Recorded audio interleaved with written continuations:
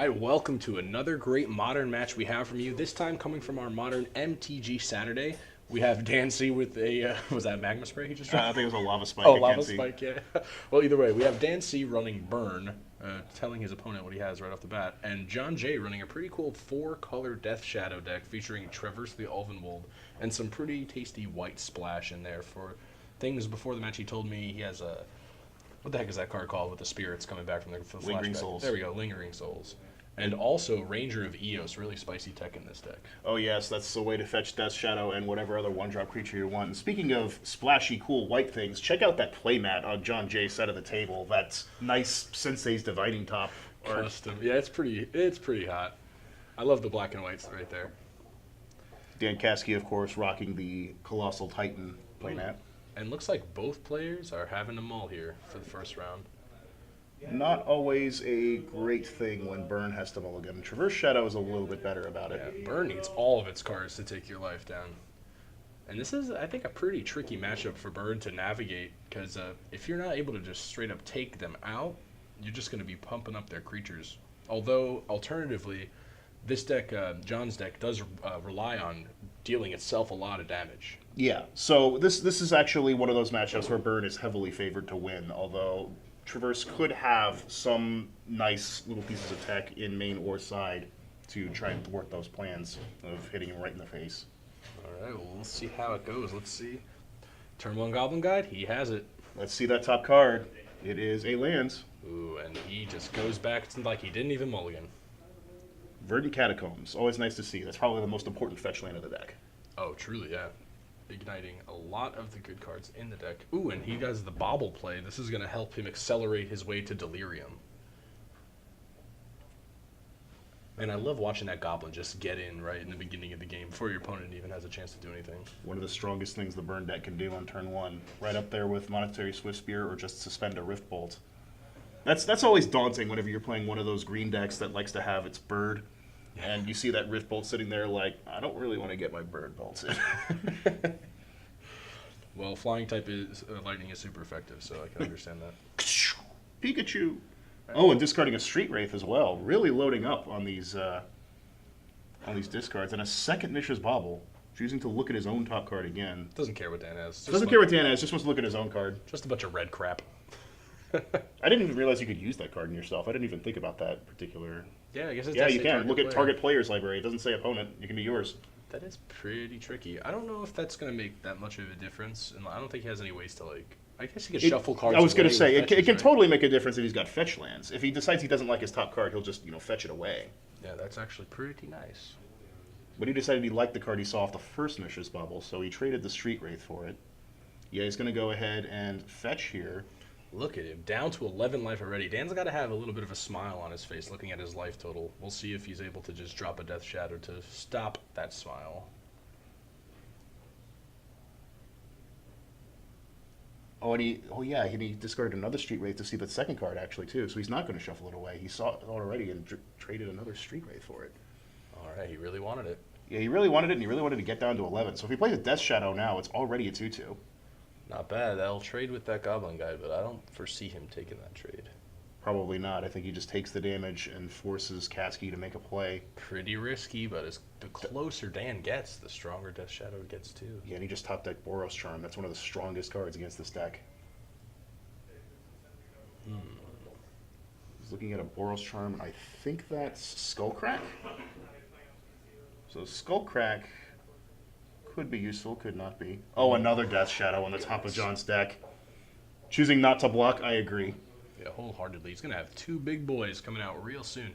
If he gets an instant or a sorcery into the graveyard, I think he's going to have Delirium. It's going to open up his Traverse the Ulvenwold, allowing him to search for a creature instead of just a land. Normally going for an extra copy of Death Shadow, I've noticed. Who would win in a fight? A handful of gas and fire and lightning, or one Deathy Boy? Or in this case, two Deathy Boys. the Deathy Boys squad. Going to play Stomping Ground tapped because he's lost enough life, and the second Death Shadow comes out. Boros Charm in response, take 4. Goblin Guide is not going to be useful anymore except as a blocker, but let's see if Kasky's got the 5 damage. So these are 8/8s now, right? If I'm not mistaken? They are 8/8s. Ouch. Okay, well, he has. If he can just. All he has to do is draw a bolt and kill this Goblin guy and attack for game next turn. So. He's got enough damage in hand already to make it happen, just not all at once, maybe. Because if he was able to make it happen all at once, he'd have just played it by now. Truly.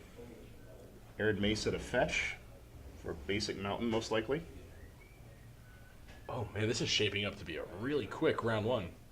These are two fast decks. Well, Traverse isn't always fast, but this is one of those games where John was just loaded up with all those card draws. Yeah, gotta go fast, gotta go fast, gotta go fast. Death Shadow the Hedgehog. You're too slow. Oh my goodness. I want to know, was the Hedgehog born with the shoes, or does he, like, go buy them somewhere? I'm not entirely sure. Forget the shoes. I want to know why he has just the one eye. That one, like, super wide eye that's gonna... You can't unsee it! I've heard about a unibrow, but this is ridiculous. And I think he just suspended a Rift Bolt, so that plus the Skull Crack that I think he's reaching for. He's got 2 Skull Cracks in hand, actually. So that's death if John Judson cannot kill him this turn. But all it's going to take is a Fatal Push or a Bolt, and he wins the game. That's true.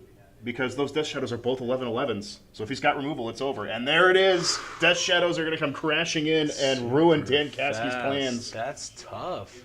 The double Death Shadow gets it done. Maybe needing to not attack there with the Goblin guy? He didn't attack. Oh, he didn't? Oh, yeah, he just got bolted. My bad. Yeah. Derp, derp. Well, he made quick work of that one, showing the sheer power of Death Shadow. Really crazy card. Yeah. Right, I did say it should heavily be in Byrne's favor, but that only works if that 1 mana 3 damage spell is not Rift Bolt. And we have a little whoops-a-daisy on the cam here. Looks like they moved the life counter a little far down. I see Deflecting Palm in Dan Caskey's sideboard. That's one of the first cards I would think, huh, that seems strong.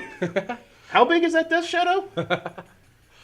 What exactly does a Deflecting Palm do? The next time a source would deal damage to you, it deals damage to target player instead. Oh my gosh, that's disgusting. I believe that's how it's worded. Yeah, the next time a source of your choice would deal damage to you this turn, prevent that damage, and then Deflecting Palm deals that much damage to that source's controller. Oh my gosh, that's crazy. That's quite the... It's literally Magical Cylinder. That's like quite the haymaker. Magical Cylinder, oh my gosh. Well, let's see if Dan slides in his trap cards or not this round. We'll see. I'd reach for him right away if I were playing against Death Shadow. Cool. Doesn't look like John's doing too much siding here. Just a 3-card in and out, maybe? There's a 4-color deck. He could have a lot of things. He could even have Leyline of Sanctity if he decides he wants to play that. It is true. I wonder what white options would be nice. The Leyline, yeah, for sure. Because he doesn't want to necessarily gain life, but he doesn't want the burn to kill him either. So that would be a thing if he's got it. I can imagine him taking the Thought Seizes out here. Or do you think they're too important? It's better to go 2 life and take away a bolt or something? I think if he has Thoughtseize, he takes it out for like Collective Brutality. Collective Brutality should be one of the first things he reaches for anyway. That card is just a super blowout against burn. Nice. That's why most black decks in Modern are playing it now. It's almost $30 card for a reason. Yeah. Brutally priced. Alright, gonna get in a quick shuffle here while Dan is tossing his cards all over the place. Quiet and pensive, their thoughts apprehensive, the minutes drift away. Such a fast game 1. I feel like we just sat down to start commentating on this match, and then already they're shuffling for game 2. Not used to this, so maybe you guys will enjoy the shorter games for the viewership. But this one's going to be a little tricky. We'll try to keep track of the life totals ourselves here and relay them to you as it goes. I mean, it almost doesn't matter because of just how big Death Shadow gets. It matters to burn. It doesn't matter so much to Traverse Shadow because they'll just like, yeah, I'll take all the damage I can and then just kill you. But if he doesn't find Death Shadow, if for some reason he doesn't find Death Shadow, he's in trouble. So Ranger Vios, very important to the deck. Traverse itself, very important to the deck. Truly. All right. I imagine Dan's going to take the play here, and let's see if he can pull another Goblin Guide off the top. Turn 1 Goblin Guide, always strong. I don't think he has it this game. I'm looking at a couple of Skull Cracks. A Boros Charm. And Skull Crack. A Lightning Bolt. Wait, that's not that second card. That's not a Skull Crack. I think that may be an Eidolon, actually. That's really strong against this deck. Yeah, a lot of low-costing spells. At the same time, you dance a dangerous line here. You just accelerate the buffs to his Death Shadow. You know, without chump blockers, that Death Shadow starts to look very, very... Oh, he's going to mulligan the hand away. Both players are going to mulligan. Wow. Double. Gotta give a pretty cool shout out here to John. Look at the pretty sweet new dragon art sleeves. The Dragon Shield art mat.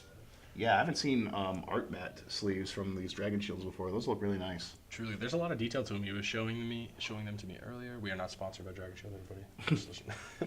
But you know, Dragon Shield, if you're out there listening. But either way, we'll shill for money. We'll shuffle for food. And inner sleeves.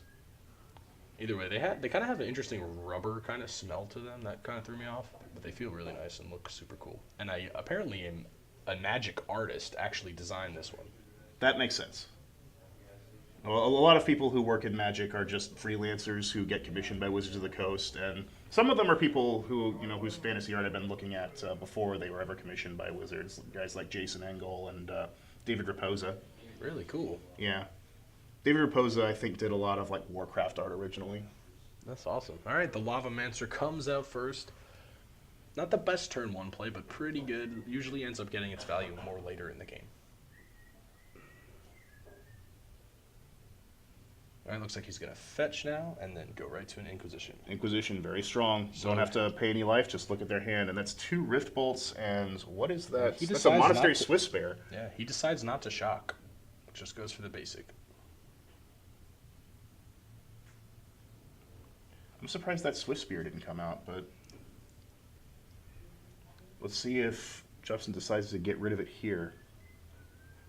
Yep, there she goes. That's going to hurt. That's why you want to get that card out. ASAP. You get more damage on board for turn 2. Yeah, I understand the logic behind playing the Grim Lavamancer first, but I would have gone for the Swiss Spear and just kind of hoped that the Grim Lavamancer could make it out next turn. You don't necessarily want to suspend 2 Rift Bolts. Mishra's Bauble going to come down, and John electing not to crack it just yet. More intrigued in what's going to be on top of his deck, I presume. Or maybe he wants a little more of a future glimpse into the deck. Some of Dan's cards are upside down. He's just now realizing. Oh, no. That's always embarrassing Look to at see. that. He's got Path to Exiles in there now. Interesting. That's a good answer to Death Shadow, though. That's probably what he brought in, because he needed some way to deal with it other than just having chump blockers. All right, due to Dan's upside down cards, I wish I could just put the OK symbol, slip it in there right now. But just maybe put that in post, just like the OK symbol, just hovering over it. We're living the meme, guys. We're forcing it. We're gonna force that. If you look at this symbol, we have to punch you. Oh, I got such a good one yesterday. Someone tried to slip it in on stream, and I poked the hole. Oh. I can't wait till we commentate that one. That's gonna be hype. That's spoiler alert. Yeah, sorry. Oh no, John does want to look at Dan Caskey's top deck. Interesting. Meanwhile, Caskey is going to suspend 2 Rift Bolts. So that'll be fuel for Grim Lavamancer in addition to 6 damage. Grim Lavamancer is already Thinking about done some it. Yeah. Not often you see Grim Lavamancer get on offense on the regular attack, but sometimes you just have to. Yeah, do what you gotta do.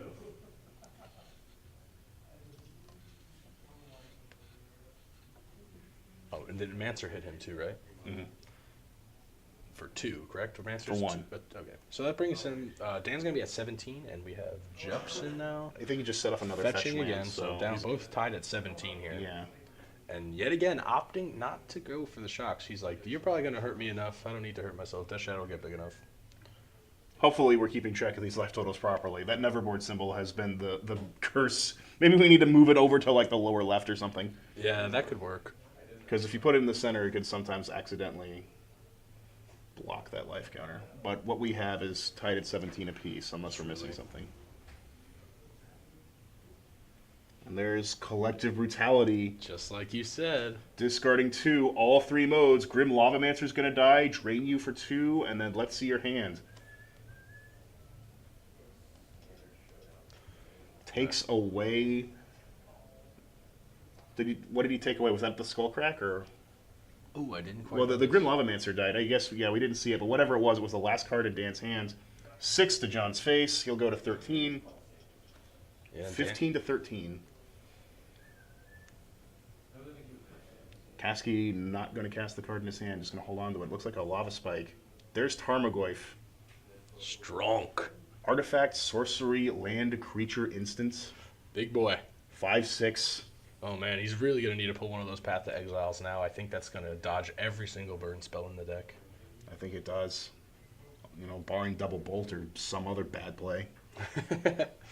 Yeah, definitely don't want to have to go too Oh, he far does have a with Path to life. Exile. He's just going to... Patiently waiting it. Yep. That's what he found. He's got Lava Spike and Path to Exile. Is there another Collective Brutality coming? Tarmogoyf going to swing in. Path in response. Slams it down. No hesitation. Oh, and Fail to Find. Interesting. Those are the only two basics in John's deck, that Force and that Swamp. That's so surprising. Oh my goodness. Y'all people trying to get wrecked by Blood Moon. Oh my goodness. Well, this deck is soft to Blood Moon, but it has lots of ways to bolt the bird, so. And then a Grim Flare. Man, another big boy. And then a Traverse the Ulvenwald. Gonna He's grab got the Death Delirium. Sorcery, artifact, land, creature. He's got Delirium. So I don't know. Do you go for? You probably don't even go for Shadow here. Maybe you just go for another Grim Flare. Shadow would be a 0/0. Or So Goyf. yeah, I think you go for another Goyf. Because you've got the Grim Flare already. Maybe you go for the other Grim Flare, but like the Goyf's bigger. Goyf's better, yeah. I think Goyf's better. Like you're forcing. You have to force Kasky to make several plays here. Now whatever he gets, he can't cast it right now. Yeah, he does find the other Goyf. So Grim Flare on the table. Tarmogoyf threatened to come out. Dan Kasky top decks a Lightning Helix, but with Grim Flare as a 4/4, that's not going to get it done. Uh-oh, this might shape up to be another quick finish here. I think if you're Kasky here, you just throw the Lava Spike at him and shrug your shoulders and let the Grim Flare hit you. Yeah, that's a bummer. But you gotta do what you gotta do. And you're not going to die from this next attack, so... And he's already signaling by tapping the Sacred Foundry that he doesn't have another path. So that's probably a mistake there. I think you tap the... Yeah, you kind of want to bluff that path in that scenario. That's going to be 11 to 10 now. Dan at 11, John at 10. But with Grim Flare connecting, John's going to get to stack his top three and throw away what he doesn't like. That Thoughtseize going away, the other two cards he likes. Here comes Tarmogoyf. Oh, boy. Still a 5/6. I don't think he's quite threatening game yet, but very close. Yeah, it's 9 damage, so not quite there, but putting him at 2 would be very nice. You just top decked another Path to Exile. Ooh, Dan. Bye-bye Tarmogoyf number 2. But this is a part of the game where you need two. Takes a second look at path. Yeah, to make sure that he doesn't have to shuffle. And yeah, you can choose not to. It is a you may. Excellent. Or it is that player may. See what he finds all it. Grim Flare going to take Dan down to 7. Cool, and more stacking. This is the part where you put a bolt on top of your deck. He found something he likes, whatever it is. Tapping the Swamp for Death's Shadow, which will come in as a 3/3, so now he is threatening lethal. Oh, even without any funny spells. But Lightning Helix going to come down and he just kill it. Yep. Yeah, That's this is probably the the smart play. This is the time to do it. But he's going to Lightning Bolt himself Oh my gosh, that's sick. to make the Death Shadow bigger, and that's going to be...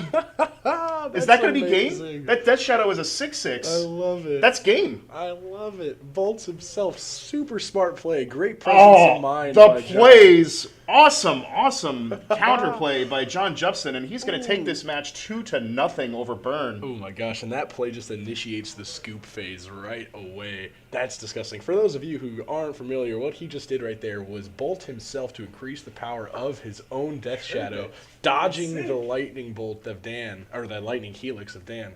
But that made it a 6/6 at that moment? It made it a 6/6, and Dan went up to exactly 10, but that was exactly 10 on board with the Death Shadow. Great calculations there from John. That's so cool. I love it when you get to see a card used creatively outside of the box. Sometimes you even forget that lightning bolt. Yeah, you can hit yourself. The height plays. That's so good. Nice. Very awesome, guys. I hope you enjoyed that as much as I did. A nice quick one for the books. Hope you enjoyed this tasty treat. And so, Sako and Alex signing off here at NeverBoard. Please like, comment, subscribe, do all that fun stuff. We love you. Later, everybody.